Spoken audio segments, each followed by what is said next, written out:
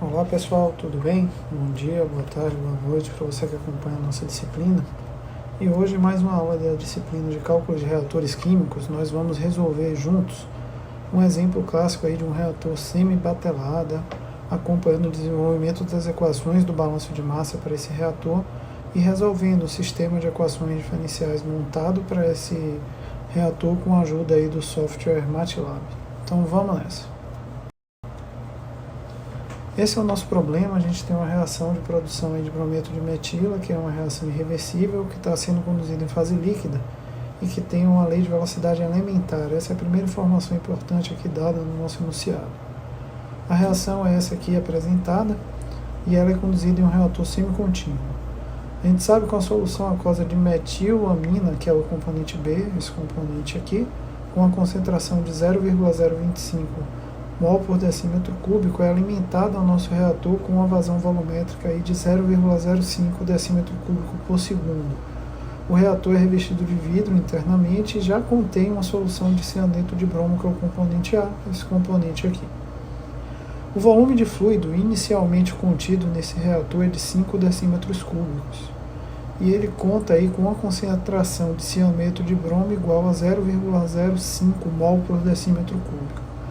A constante de velocidade dessa reação, o K, vale 2,2 decímetro cúbico por segundo mol.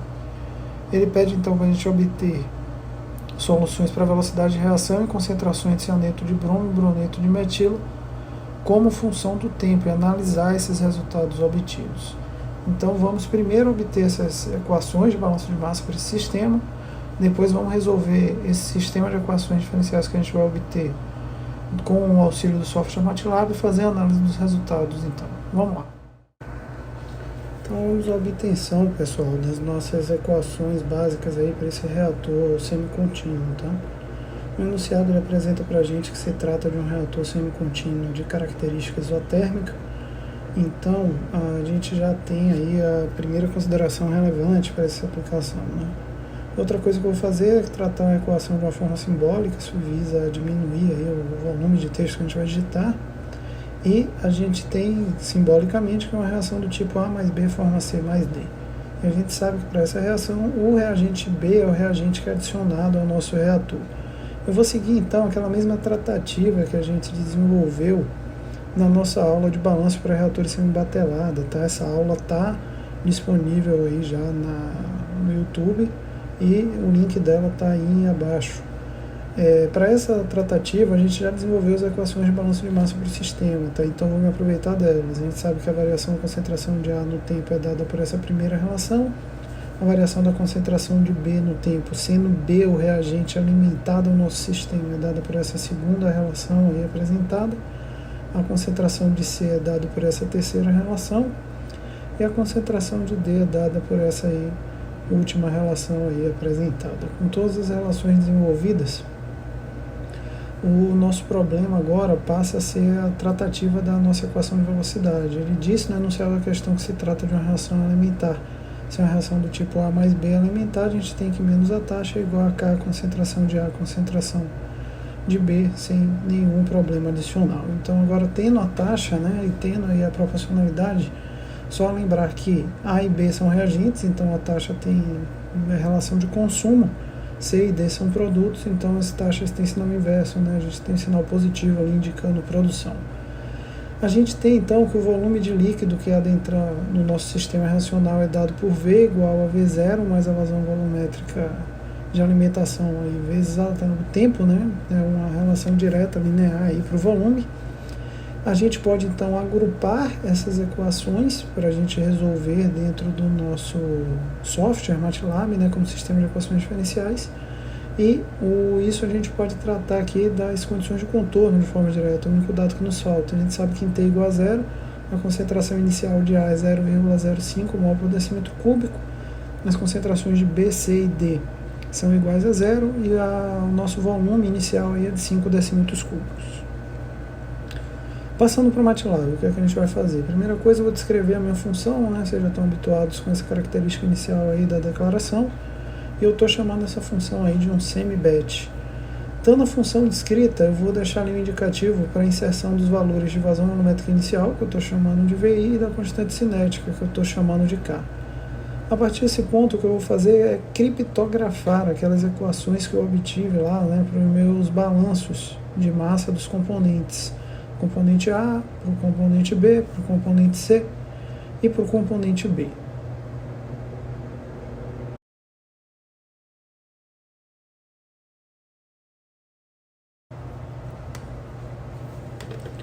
Após o adicionado, então, todas essas quantidades, né, todas essas equações que representam as características molares dos componentes, a gente vai incluir aquele vetor de vetorização, né, para que a gente tenha a resposta na forma vetorial, que é a qual a MATLAB trabalha. E aqui tem um indicativo importante, tá? Observe que a gente tem 4 componentes e 5 equações diferenciais. Eu estou incluindo o volume como uma das equações diferenciais. Isso serve para que o MATLAB entenda que essa variável volume está variando no tempo junto com todas as demais, sem que eu precise aí incluir uma equação adicional. Eu acredito que, para mim, pelo menos, é mais fácil resolver o problema assim. Após isso, eu passo ali para a declaração das variáveis. Com as variáveis declaradas, eu faço ali a inserção dos valores de constante inicial. Eu estou resolvendo no tempo de 0 a 500, né? E ali eu tratei com o problema de valor de contorno inicial que a gente está tratando. Alguns detalhes importantes para esse sistema. Primeiro, eu tracei o gráfico. Como vocês podem observar, o volume sai junto do gráfico com os demais compostos, né? E essa presença do volume, ela acaba por dificultar a visualização dos demais devido à diferença de escala. Então, eu fui lá e retirei o volume do meu sistema de apresentação de resultado. A retirada do volume, eu fiquei com 4 pontos. Esses pontos são correspondentes aí às concentrações de todos os componentes envolvidos, A, B, C e D. E aí estão traçados, né, os gráficos desses 4 componentes, A, B, C e D. Aqui a gente tem mais um detalhe relevante sobre esse comportamento. Observe que o reagente A, que aqui está presente inicialmente no reator, tem um decréscimo aí ao longo do tempo, né? A gente consegue visualizar isso de forma muito precisa aí, acompanhando o gráfico. Essa concentração vai diminuindo progressivamente até que atinja zero, ali um tempo ao redor de 400 segundos. A gente consegue acompanhar também que o reagente B tem um aumento de concentração à medida que ele vai sendo adicionado, né? Isso é proporcional, claro, à quantidade que vai sendo alimentada, né? E a redução progressiva da quantidade de ar no sistema. E observamos aqui que também esse tempo de 400 segundos ele sobe basicamente de forma linear, né? Devido a essa inserção aí e a ausência total de ar presente no nosso sistema. Também conseguimos observar aí que C e D, né, são espelhos, né? Isso é claro e óbvio devido à igualdade, né? Eles possuem exatamente a mesma proporção cinética, então o gráfico de C e D estão sobrepostos aqui, e a gente consegue ver que eles crescem até um determinado tempo. Esse tempo aqui é diretamente ligado à quantidade de ar que a gente tem presente no sistema. Depois a gente tem uma estabilização desses componentes ao longo do tempo, e depois a gente observa até uma redução da concentração dele, tá? Essa redução aqui, ela acontece não por um indicativo de consumo dele por alguma reação, tá? Mas observem que o volume do nosso sistema se modifica, né? O volume está aumentando devido à inserção do componente B. E pelo volume estar aumentando, a gente tem essa diminuição aqui pouco substancial de concentração. Então isso aqui era a análise que era pedida lá na discussão, né? Análise e discussão de resultados que era solicitada na nossa questão. Então, pessoal, depois da resolução aí do nosso problema, era isso que a gente tinha para a nossa aula de hoje. Espero que tenha ficado claro. Caso tenham alguma dúvida relacionada ao desenvolvimento aí do balanço ou da resolução MATLAB, é só me escrever aqui em alguma das nossas formas de contato, e a gente se encontra na nossa próxima aula. Até lá!